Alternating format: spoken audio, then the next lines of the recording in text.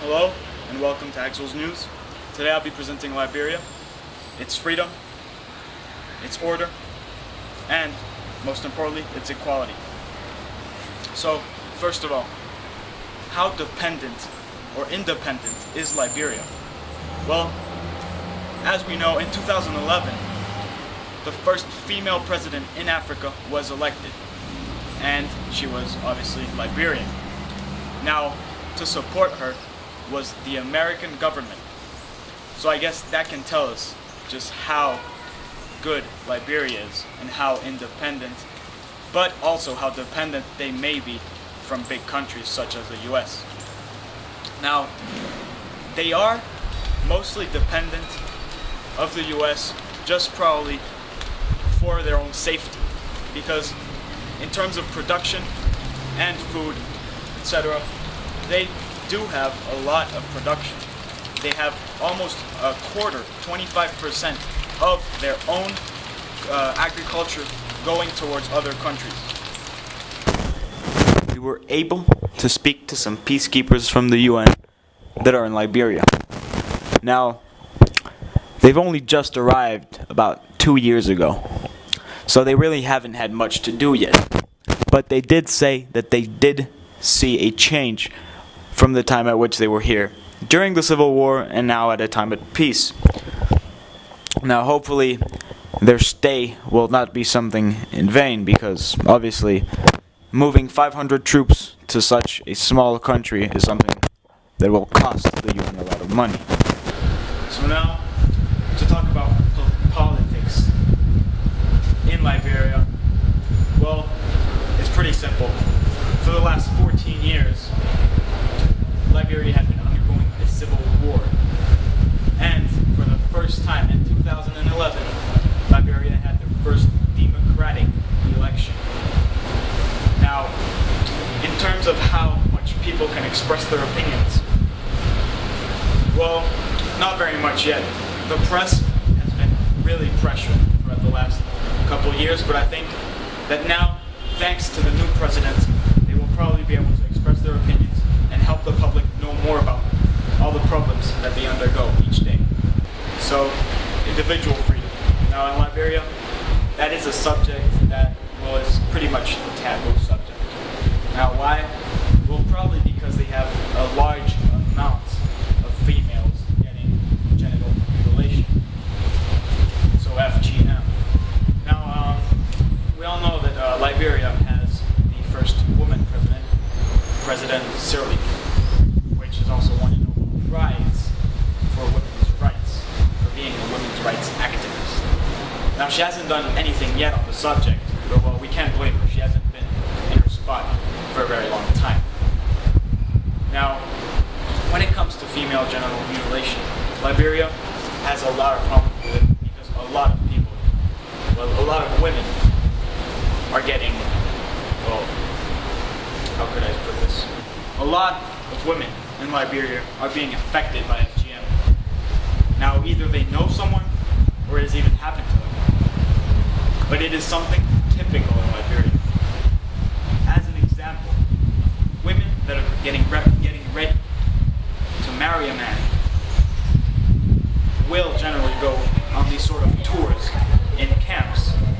And, well, generally, it's not like a typical bachelor party in Europe or the US. They generally end up being mutilated and then, well, get married. Now, FGM is a big problem as well because women can die from it. They can die from bleeding.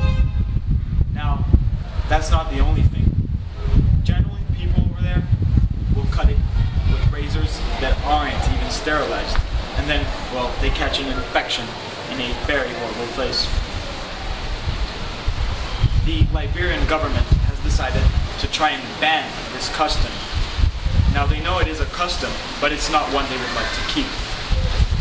They are one of the 27 countries in Africa where this custom is present. And in 3 to 4 years, they hope to officially ban it and never hear from it again.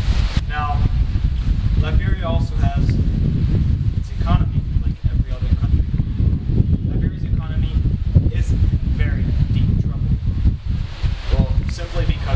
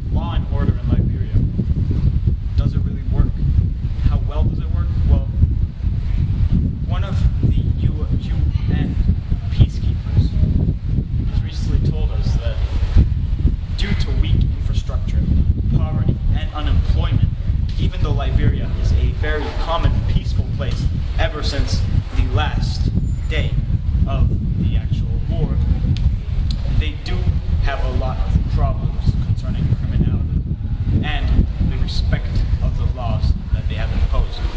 Now, we can't only put the guilt on the population of Liberia. The police officers really do lack confidence and don't really respond well when crimes arrive. Now, one of the other problems is that if people do not trust the police officers, then how are their laws ever going to be respected? How are the people ever going to be able to exchange? And how are the police officers ever going to be able to help people if people fear them? They are not supposed to put fear. They are mostly supposed to maintain peace and serenity. Now, the police do lack confidence, but ever since the end of the Civil War 10 years ago, they have been doing a lot to help the police forces, the LNP, the National Force, the National Police. Now, they have over twice the size of men that the Army has. Now, you can imagine that is probably a great thing regarding security. But the only problem is corruption. Now, yes, if you have a police force that is twice as big as the Army's and corrupt, well, you are effed. Lack of money also leads to this corruption because the cops, or the police, however you want to call them, do not get the firearms that they need to be able to battle off whatever crimes happen at night in Liberia. Obviously, they probably don't get paid as much as they should because the country's economic stability is still low. Now, obviously, they will want to go to some place where they can gain more money than they make. But the government is trying to make more efforts and pay them more and actually get the equipment that they need to be able to battle the forces. So we know that crime in Liberia is a major factor. But ever since those 500 UN peacekeeping troops have arrived, we can feel that there's a sort of tension in the streets because people know that there's someone watching them. Someone other than the police, which is corrupt and non-trustworthy. Now, this might be bad or good, but probably good, because this maintains peace in a way that the police officers cannot. Now, obviously, order can't be maintained if you don't have the resources to maintain it. Now, when President Sirleaf was elected, we had a reporter go over there. And, well, she did tell us that the buildings were in such bad shape due to the war that they had to host a ceremony in a public area with plastic white chairs and coconuts on the floor. Now, if you ask me, I think that the President Sirleaf should be given some time before being able to maintain order. Because after all, if the buildings haven't even been rebuilt after 14 years, well, let's say that order isn't ready to be maintained yet. Do you think that works? The other big problem is that Liberia's roads are completely destroyed, as well as their electric cables, the telephone cables, and even the water pipes have been broken. To what extent is order balanced with freedom in Liberia? Well, honestly, I don't think they are able to associate these two very well. To prove this, one of our Liberian journalist friends was incarcerated for publishing something on corruption in Liberia. Now, the punishment was pretty severe, if you ask me. 5,000 years in prison and $1.6 million to the government. he very well knew that he wasn't going to live up to those 5,000 years, or even ever finally get 1.6 million to just be able to spend on a little, mistake he made. Now, right here we have the whole report, and it is actually quite interesting because he had actually gotten 2 illnesses while incarcerated in the Monrovia prison: pneumonia and malaria. Those aren't the typical illnesses you would expect in Europe or the US, but in Africa, pretty damn typical. Now, also the conditions in which he was were probably terrible, because he was in a prison that was made for 350 people, and he had about 1,100 other cellmates, so to speak. This prison was overpopulated by... It was incredible. They really had no space at all, no privacy. He had been incarcerated for something that in any other country, or any other democratic country as well as Liberia, one is allowed to do: express an opinion or do a report on something that you find interesting, or maybe that the population finds interesting. But this man wasn't given justice. He was just sent to prison for something that the government thought was wrong. Now, perhaps they did it because they didn't like the fact that he was talking about corruption, because they didn't want bad publicity. But it was probably because they knew that he was telling the truth, and that people could read and know about the truth and not be lied to. That is the story of our friend. He is still in prison to this day, and, well, unfortunately for him, he will never get out. Or probably not until the UN might step in. Thank you. So, freedom from fear. Now, Liberia does actually have a lot to do with this. They haven't known a single year of peace in the last 20 years. Either it was riots, civil wars. They do have a lot to fear. And because of all these problems in the last 2 decades, corruption aroused, as well as poverty, unemployment, and now the UN stepped in. They even were able to sign a peace treaty with Ghana. But for such a country as Liberia to maintain peace for a long time might not be possible. Perhaps it will collapse again and again and never gain back on its feet. And never get back on its feet. Now, inequality of opportunity, inequality of outcome. Liberia is very highly unemployed. We also have the difference in equality with the FMG problem amongst women, and no such things exist in the male population of Liberia. Now, we can also see that amongst all the warlords present in Liberia, so we know that crime in Liberia is a major factor. But ever since those 500 UN peacekeeping troops have arrived, we can feel that there's a sort of tension in the streets, because people know that there's someone watching them. Someone other than the police, which is corrupt and non-trustworthy.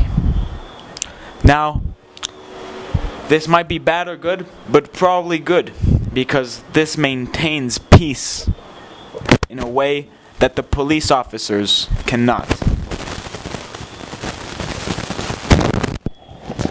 In Liberia, there's a society that lived long times and long periods with no government at all. They had no laws to follow, and were basically all equal, because they each had no laws to follow.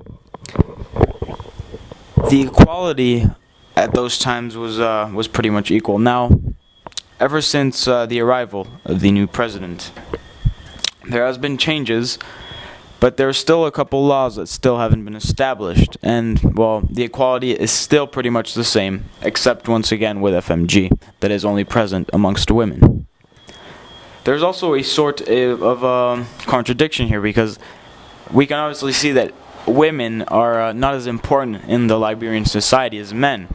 However, Liberia has a female president. So, freedom from want. We know that there are high unemployment rates in Liberia, which means that there's not a lot of money in Liberian pockets. So the UN is forced to help them. Well, not forced, but they help them and have to give them food. So in a way, the Liberians are very, very restricted. They don't want or get what they want, because they simply just can't. They don't have the money or the resources, in effect. The unemployment is so high that there's really no wants. There's only needs, such as water and foods and just a bath a day. Well, thank you for watching Axel News, or Double G News for the real G's. Now, thank you very much, and see you next time. Next week's edition on Liechtenstein.